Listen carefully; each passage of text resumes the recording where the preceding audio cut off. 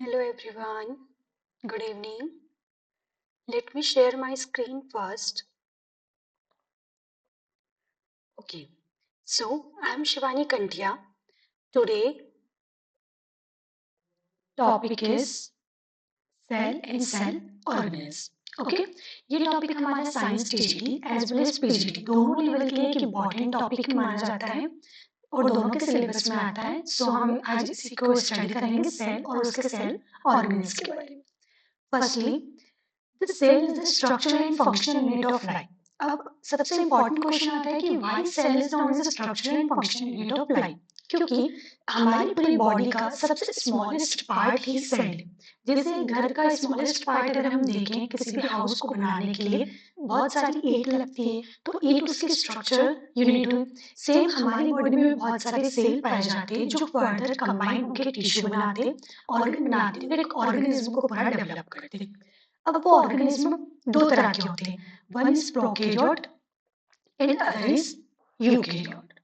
First here clear by the name pro. Pro means primitive and karyote means nucleus. तो जिस भी organism में primitive well developed nucleus नहीं पाया जाता है, thread like undeveloped type nucleus पाया जाता है जिसको हम न्यूक्लियोलस बोलते हैं। ओके, जिसमें कोई न्यूक्लियर एनवेलप नहीं होता है बाहर उसको कवर करने के लिए, एक सिंपल स्ट्रक्चर में जो पाया जाता है जैसे कि bacteria, blue green algae, mycoplasma, cyanobacteria, ये सारे जो प्रिमिटिव लेवल ऑर्गेनिज्म हैं उनमें सब में प्रोकैरियोट सेल पाए जाते हैं और उनके सारे ये वाले ऑर्गेनिल्स उनमें पाए जाते हैं। उसी अगर हम सेम यूकैरियोट्स की बात करें तो यूकैरियोट्स में आप जैसे देख सकते हैं एक वेल डिफाइंड न्यूक्लियस है। पूरा न्यूक्लियस ओवरऑल आसपास न्यूक्लियर एनवेलप से कवर है और एक कॉम्प्लेक्स स्ट्रक्चर होता है। कॉम्प्लेक्स स्ट्रक्चर की इसके जो सारे सेल ऑर्गेनेल्स होते हैं, माइटोकॉन्ड्रिया, प्लाज्मा मेम्ब्रेन, जिनको हम आगे पढ़ने वाले हैं, वो सारे अपने अपने कंपार्टमेंटलाइज्ड मतलब अपने अपने कंपार्टमेंट्स में रहकर अपना एक पर्टिकुलर वर्क करते हैं। इसके example animal and we human beings as well as plants. So सबसे पहले जो हमारा सेल होता है, इस सेल को हम तीन पार्ट्स में पढ़ते हैं। First is plasma membrane, second is cytoplasm, all the liquid part of the cell in which all my cell organelles are embedded. Okay, वो साइटोप्लाज्मिक लिक्विड स्ट्रक्चर जिसमें सारे सेल ऑर्गेनेल्स पाए जाते हैं। And one is next slide. Okay, यहाँ से हमें clear हुआ जब हम प्रोकैरियोट और यूकैरियोट का कंपैरिजन देखते हैं तो साइज में बहुत डिफरेंट है। प्रोकैरियोट की साइज जो होती है वो लेजर होती है as compare to eukaryotes, 1 to 10 micrometer. Eukaryote की लार्जेस्ट होती है 10 to 100 माइक्रोमीटर। सेल मेम्ब्रेन की जब बात करें तो इसमें सेल वॉल पाई जाती है, सेल मेम्ब्रेन नहीं पाई जाती। Cell wall means cell wall ही उसको पूरा एक रिजिड एक प्रॉपर स्ट्रक्चर दे देती है और यहाँ पर सेल मेम्ब्रेन पाई जाती है, प्लाज्मा मेम्ब्रेन जिसको हम बोलते हैं, इसके बारे में हम आगे पढ़ेंगे। सेलुलर ऑर्गेनिज्म एब्सेंट होते हैं आपके, बट यहाँ पर आपको बहुत सारे सेलुलर ऑर्गेनिज्म पाए जाते हैं। Nucleus, nucleus not well defined. Main difference यही होता है कि इसका न्यूक्लियस वेल डिफाइंड नहीं है, इसका न्यूक्लियस वेल डिफाइंड है। दैट मीन्स यहाँ पर जो न्यूक्लियस के अंदर डीएनए होता है उसमें हिस्टोन्स पाए जाते हैं। हिस्टोन एक प्रोटीन होता है जो प्रोटीन क्रोमोसोम्स पे पाया जाता है और as we all know that chromosomes are present in nucleus. Now energy metabolism इसमें नहीं होगा क्योंकि माइटोकॉन्ड्रिया एब्सेंट है और यहाँ पर एनर्जी का पूरा काम कौन देखता है, माइटोकॉन्ड्रिया देखता है। जब हम सेल डिवीजन की बात करते हैं तो सेल डिवीजन यहाँ पर बहुत सिंपल सेल डिवीजन होते हैं, मेनली फिजन टाइप होते हैं, कोई माइटोसिस जैसी प्रोसेस नहीं होती। बट जब हम यूकैरियोट्स की बात करते हैं तो यहाँ पर माइटोसिस के थ्रू सेल डिवीजन होते हैं। साइटोप्लाज्म ऑर्गेनेल्स, साइटोप्लाज्म के अंदर इसमें ऑर्गेनेल्स और साइटोस्केलेटन एब्सेंट होते हैं। बट इसमें साइटोस्केलेटन मतलब network of tubules and filaments, tube like structures का पूरा एक नेटवर्क बना होता है जो सेल को मूवमेंट में मदद करता है। ओके, और भी अदर एक्टिविटीज में हेल्प आउट करता है। तो इसमें सारे ऑर्गेनेल्स और साइटोस्केलेटन पाए जाते हैं। Okay, so clear. यहाँ से आपके बहुत सारे क्वेश्चंस बनते हैं तो कहीं ना कहीं हमारा कंपैरिजन एक इम्पॉर्टेंट है। Next cell organelles. First cell organelle, हम सेल मेम्ब्रेन की बात करते हैं तो सेल मेम्ब्रेन को सबसे अच्छे से एक्सप्लेन किया है फ्लूइड एंड मोज़ेक मॉडल के थ्रू। ये फ्लूइड एंड मोज़ेक मॉडल किसने डिफाइन किया था? सिंगर एंड निकलसन ने किया था। सिंगर एंड निकोलसन का कहना था कि जो सेल मेम्ब्रेन होती है या प्लाज्मा मेम्ब्रेन होती है, वो फॉस्फोलिपिड बाइलेयर होती है। ओके, यहाँ सिंगल लेयर नहीं होती, यहाँ पर दो लेयर होती है। ठीक है, ये दो लेयर से बनी होती है, first and this is second, जिनमें बहुत सारे प्रोटीन फ्लोटिंग करते हैं। फ्लोटिंग मतलब कि तैरना। कुछ प्रोटीन तो सुपरफिशियली पाए जाते हैं जिनको हम पेरिफेरल प्रोटीन बोलते हैं, और कुछ प्रोटीन इसके अंदर पाए जाते हैं। ठीक है, जो अंदर की ओर पाए जाते हैं, जैसे कि यहाँ पर एक कैरियर प्रोटीन का एग्जाम्पल है, ऐसे प्रोटीन्स को हम इंटीग्रल प्रोटीन कहते हैं। ओके, और कुछ प्रोटीन यहाँ पर ट्रांसपोर्टेशन का काम करते हैं, तो उन्हें हम चैनल प्रोटीन कहते हैं। अब यहाँ पर कुछ small amount of cholesterol as well as carbohydrate पाया जाता है। ठीक है, यहाँ पर जो हमारा फॉस्फोलिपिड होता है या फॉस्फोलिपिड बाइलेयर होती है, इसमें एक फॉस्फेट हेड होता है जो ब्लू कलर से शो है। ये फॉस्फेट हेड जो होता है, ये हाइड्रोफिलिक होता है नेचर में। हाइड्रोफिलिक होना इन नेचर लाइक ये वाटर लविंग होता है। ठीक है, वाटर लविंग होता है तो ये हमेशा वाटर जिधर होगा उस साइड पर फॉस्फेट हेड पाया जाता है। And on the other side there is hydrophobic nature tail present. This tail is hydrophobic, so it is not water loving. That's why it is always present away from the water. जहाँ water होगा वहां से यहाँ opposite side में पाई जाएगी। Cell membrane का main function होता है सेल को सेपरेट करना बाहर के इन्वायरमेंट से, सेल को पूरी तरीके से प्रोटेक्ट करना।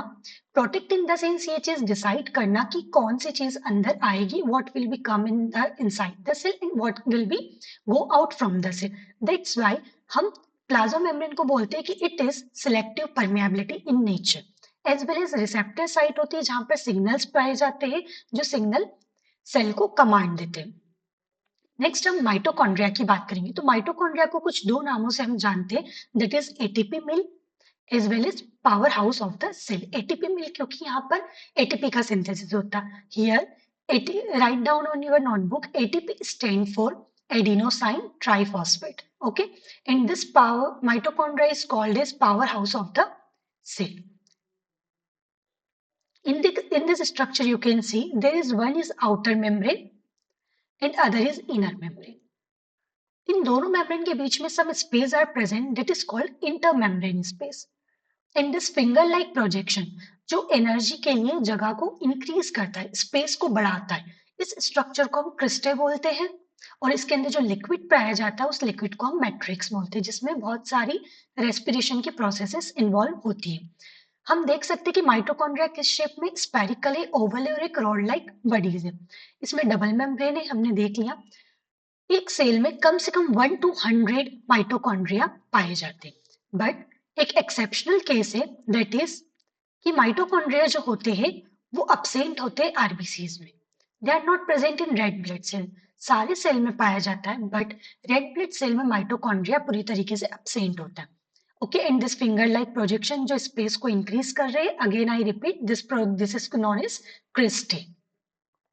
ओके, अब माइटोकॉन्ड्रिया कौन कौन सी प्रोसेस में इन्वॉल्व होते हैं? ये इलेक्ट्रॉन ट्रांसपोर्ट चेन में इन्वॉल्व होते हैं क्योंकि यहाँ पर एटीपी सिंथेसिस हो रहा है।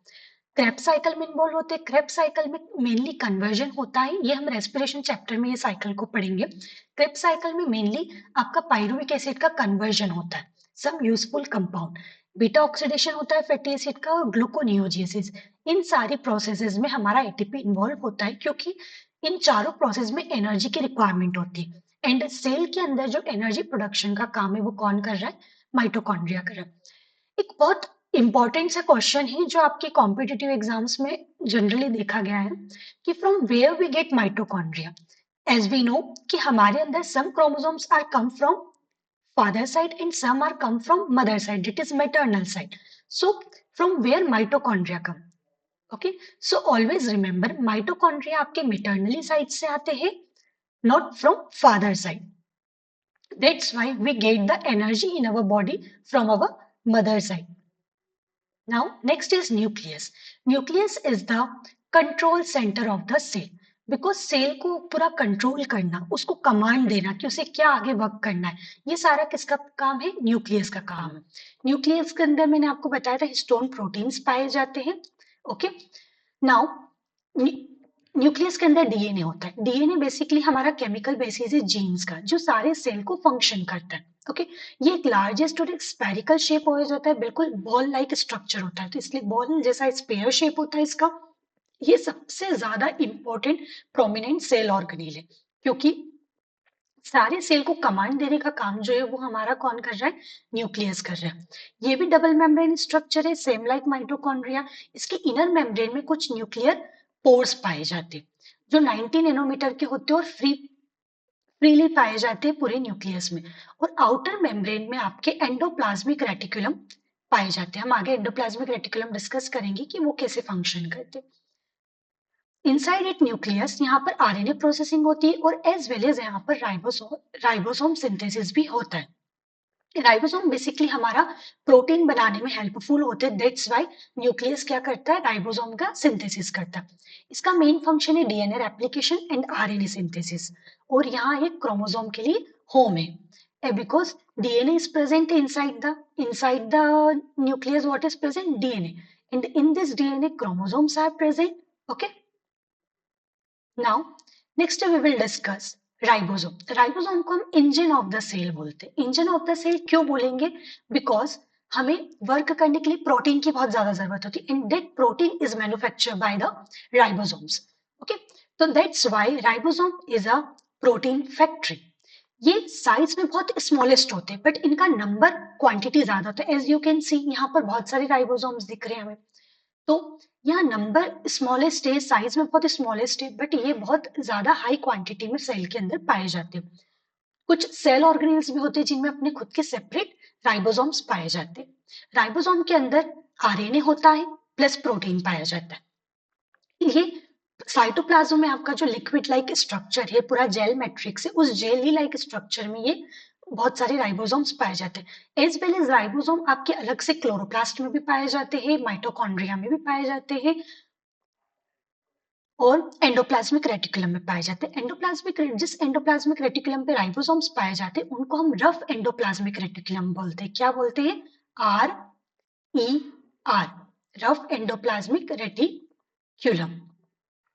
ओके, और यहाँ पर राइबोसोम्स जो होते हैं वो दो टाइप के होते हैं। प्रोकैरियोट्स में 70S पाए जाते हैं और यूकैरियोट में 80S पाए जाते हैं। एस यहाँ पर राइबोसोम की यूनिट है जिसका फुल फॉर्म होता है Svedberg unit. What is known as Svedberg unit, जो राइबोसोम के सेडिमेंटेशन प्रोसेस को एक्सप्लेन करती है। दैट्स व्हाई यहाँ पर हम 70S और 80S, इनकी खुद की भी टू सब यूनिट्स होती है। वन इज लार्ज, हम यहाँ पे राइबोसोम का स्ट्रक्चर देख सकते हैं, one is large subunit and other is a small subunit. Okay, ये दोनों कंबाइन होके आपके राइबोसोम का फॉर्मेशन करती हैं। सो यहाँ पर देखिए, दो सब यूनिट में हमने इसको डिवाइड किया है, 70S को 50S प्लस 30S और 80S को 60S प्लस 40S। तो ये दो सब यूनिट से मिलता है, one is large second is small, and one is large and second is small. Function इसका काम होता है, ये इंस्ट्रक्शंस पढ़ता है और प्रोटीन फॉर्मेशन में हेल्प करता है। तो यहाँ पे प्रोटीन फैक्ट्री का काम करता है और ये मेनली इंस्ट्रक्शंस को पढ़ता है through messenger RNA. Messenger RNA का काम है मैसेज देना, तो ये मैसेज करेंगे, एम आरएनए राइबोसोम्स को मैसेज करेंगे for the production of protein. अगर next cell organelle is endoplasmic reticulum. Endoplasmic reticulum बिल्कुल नेटवर्क होता है, यहाँ पे आप स्ट्रक्चर देख सकते हैं, it's just a network like structure, this type of structure. This is a network-like structure which is made up of tubes, okay, in throughout the cytoplasm. ये न्यूक्लियस से लेके प्लाज्मा मेम्ब्रेन हर जगह फैला हुआ होता है, क्योंकि इसका काम होता है मेनली ट्रांसपोर्ट करना।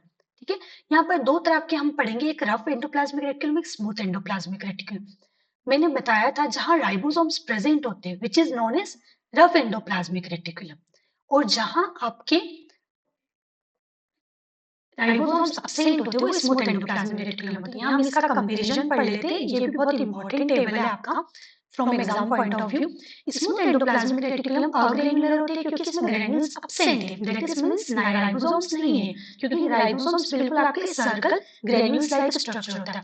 रफ एंडोप्लाज्मिक रेटिकुलम में ग्रेन्यूल्स प्रेजेंट होते हैं, राइबोसोम्स प्रेजेंट होते हैं। इनका मेन फंक्शन होता है लिपिड बनाना, कैल्शियम सप्लाई करना, सेल को फंक्शंस करने के लिए there is requirement of calcium. So calcium supplement किसके थ्रू होता है? एंडोप्लाज्मिक रेटिकुलम के थ्रू। मेम्ब्रेन बनाना, और रफ एंडोप्लाज्मिक रेटिकुलम में राइबोसोम्स प्रेजेंट होते हैं। So main function of this is protein synthesis. Our next is Golgi bodies. Golgi bodies are also known as Golgi apparatus. Okay, इसका काम है sorting sites. For example, जब whenever we order something from the online platforms like Amazon, Flipkart, so वो लोग क्या करते हैं? अपने गोडाउन में चीजों की sorting करते हैं. Like this is a grocery item, this is a stationery item, this is a textile items. So same in our sale, Golgi bodies mainly package the products and sorting that products. Okay, वो अलग करती है कि ये protein है, lipid है, इस तरीके से। तो यहाँ क्लस्टर ऑफ मेम्ब्रेन वेसिकल्स होते हैं। इस तरीके से मेम्ब्रेन वेसिकल्स होते हैं जो बिल्कुल स्टैक्स, जैसे कि एक लकड़ियाँ एक दूसरे से कनेक्ट होती है, वैसे स्टैक लाइक स्ट्रक्चर होता है इसमें।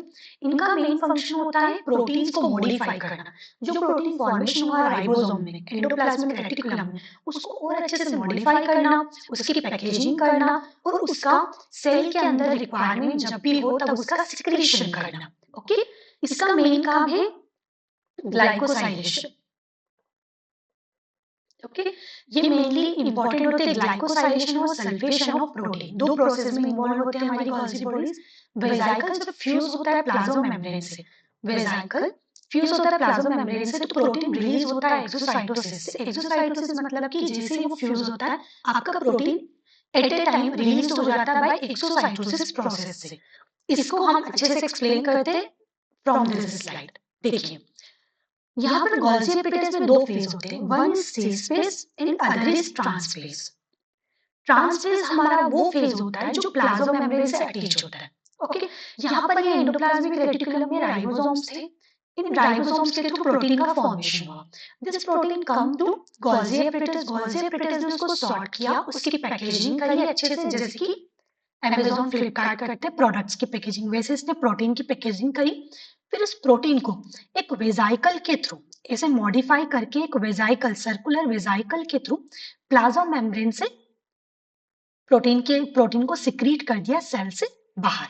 जब भी हमारी बॉडी को जरूरत होती है तो ये गोल्जी एपिटेस वेसिकल के फॉर्म में उसको प्रोटीन को मॉडिफाई करते हैं, और then with the help of plasma membrane यहाँ से एक्सोसाइटोसिस प्रोसेस से इसको सेल को सिक्रीट कर देते ताकि सेल उसको यूज कर पाए। तो जो भी गोल्जी बॉडीज की साइड प्लाज्मा मेम्ब्रेन से अटैच होती है उसको हम ट्रांस फेज बोलते हैं, और अदर साइड को हम सीस फेज बोलते हैं। तो इस तरीके से हमारा गोल्जी एपिटेस बहुत इंपॉर्टेंट रोल प्ले करता है प्रोडक्ट्स की पैकेजिंग करने में और सिक्रीट टू सेल जब भी उसकी रिक्वायरमेंट हो। Next, lysosome. अब क्या होता है, बहुत सारे सॉलिड वेस्ट होते हैं जो डिकम्पोज होते हैं, सेल के लिए इंपॉर्टेंट नहीं होते। दैट्स वाई सबसे इंपॉर्टेंट लाइसोसोम में एक पॉइंट याद रखने की बात है, it is a single membrane. हमने जो अभी तक सारी सेल ऑर्गेनेल पढ़े, they all are double membrane product, double membrane organelles, but this is a single membrane. इसको हम दो नाम से जानते हैं, एक suicidal bed and one is scavenger of cell, because इसमें बहुत सारे हाइड्रोलिसिस एंजाइम्स पाए जाते हैं। उन एंजाइम्स का नेचर होता है एसिडिक। एसिडिक है तो पीएच कितना होगा, 4.6 से 5 तक। ओके, ये एंजाइम्स पाए जाते हैं glucosidase, cathepsin, lipase, ribonuclease. This type of enzymes are present which are acidic in nature. So whenever there is need of digest of some broken organelles, कुछ organelles broke हो गए, कुछ डैमेज हो गए, तो वो सारे डाइजेस्ट कौन करता है अपने अंदर, लाइसोसोम करता है। देखो इस यहाँ से प्रॉपरली इस स्लाइड से समझ आएगा। This is a vacuole, okay, and this is a digesting food. ये हमारी कौन सा स्ट्रक्चर है, वेसिकल है। अब वेसिकल्स का कोई सा पार्ट यहाँ पर डैमेज हो गया, this damage part is digested by this lysosome. Okay, because यहाँ पर बहुत सारे हाइड्रोलाइटिक एंजाइम्स है, this all enzymes act on that organelle and they tear all the organelles which are broken. Okay, so in this way lysosome जो होते हैं वो organelles को डाइजेस्ट करने का काम करते हैं with the help of hydrolytic enzymes. Now next is peroxisomes. Peroxisomes आपके सिंगल मेम्ब्रेन होते हैं, ग्रैन्युलर मैट्रिक्स होते हैं, ये स्पेरिकल और ओवल शेप में पाए जाते हैं। इसमें दो इंपॉर्टेंट एंजाइम होते हैं, one is catalase and other is peroxidase. हमारे पेरोक्सिसोम्स दो इंपॉर्टेंट रोल में करते हैं। जब भी हमारी बॉडी को कोई फॉरेन पार्टिकल से एंटीऑक्सीडेंट आता है तो उससे प्रोटेक्ट करने का काम करता है पेरोक्सिसोम, और एज वेल एज ये ऑक्सीडेशन में इन्वॉल्व होते हैं जब भी कोई लॉन्ग चेन फैटी एसिड का फॉर्मेशन होता है। लॉन्ग चेन फैटी एसिड वो जिसमें कार्बन 18 से ज्यादा हो, उनके ऑक्सीडेशन में कौन इन्वॉल्व होते हैं? Peroxisomes. Now next is cytosol and cytoskeleton. Cytoskeleton जो होते हैं इसमें बहुत सारे एंजाइम्स होते हैं और सॉल्ट्स होते हैं। इसका बेसिकली इंपॉर्टेंट रोल प्ले होता है ग्लाइकोलाइसिस प्रोसेस में, प्रोटीन सिंथेसिस में, ग्लाइकोजन मेटाबॉलिज्म में, एचएमपी शंट पाथवे में। तो ये हम इंपॉर्टेंट है कि इन प्रोसेसेस में कौन इन्वॉल्व होगा? साइटोसोल। ये सारी प्रोसेस हम रेस्पिरेशन चैप्टर में one by one further study करेंगे। साइटोस्केलेटन जो होते हैं ये थ्री टाइप के होते हैं, microtubules, actin filament and intermediate filament. Okay, और इनका मेन रोल होता है, जो यहाँ पे ग्रीन कलर के हमने दिखाए वो एक्टिन फिलामेंट्स है आपके, ठीक है। इनका मेन रोल होता है सेल की मार्फोलॉजी डिसाइड करने में, सेल की मूवमेंट कराने में। ओके, मेन यहाँ पर रोल, इंपॉर्टेंट रोल प्ले क्या करेंगे ये? सेल डिवीजन में। ओके, जब भी सेल को अपने दो डॉटर सेल में डिवाइड होना रहता है तो साइटोस्केलेटन इंपॉर्टेंट होते हैं। सेल को मोटिलिटी देते हैं, मोटिलिटी मतलब कि सेल की मूवमेंट कराते हैं, और सेल के अंदर वन प्रोडक्ट का दूसरी जगह पर ट्रांसपोर्ट करवाते हैं। और हमारे पूरे सेल की मार्फोलॉजी भी डिसाइड किससे होती है? साइटोसोल एंड साइटोस्केलेटन से। Now we summarize all the cell organelle. For example, cell क्या है? एक बहुत बड़ी सीटी है। इस सीटी में अलग अलग पार्ट्स है जो हमने अभी सारे पढ़े। सो सबसे मेन पार्ट होता है हमारा न्यूक्लियस, जो कंट्रोल का काम करेगा, इस सिटी को पूरा कंट्रोल करेगा, जैसे कि हमारा कलेक्टर डिपार्टमेंट कंट्रोल करता है। सेम वाइज सेल के अंदर न्यूक्लियस का काम होता है, ये डीएनए को प्रोटेक्ट करेगा, सेल को कंट्रोल करेगा। नेक्स्ट हमने देखा राइबोसोम्स। राइबोसोम्स का इंपॉर्टेंट वन रोल होता है, that is they build proteins. तो इसलिए हम इनको बोलते हैं कि ये एक बेकरी का काम कर रहे हैं। ओके, क्योंकि ये प्रोटीन फैक्ट्री हमारे इसमें क्या कर रहे हैं? प्रोटीन का फॉर्मेशन करें।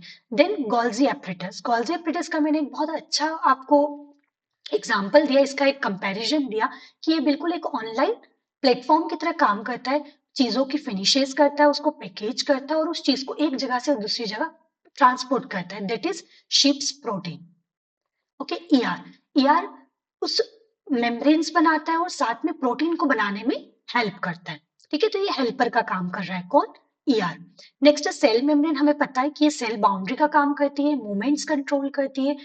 whatever material come inside and outside all are decided by the cell membrane, that is known as plasmamembrane. Mitochondria एक एनर्जी का काम करता है, ठीक है। They make ATP, energy in the form of ATP. ATP का full form क्या है? Give me answer.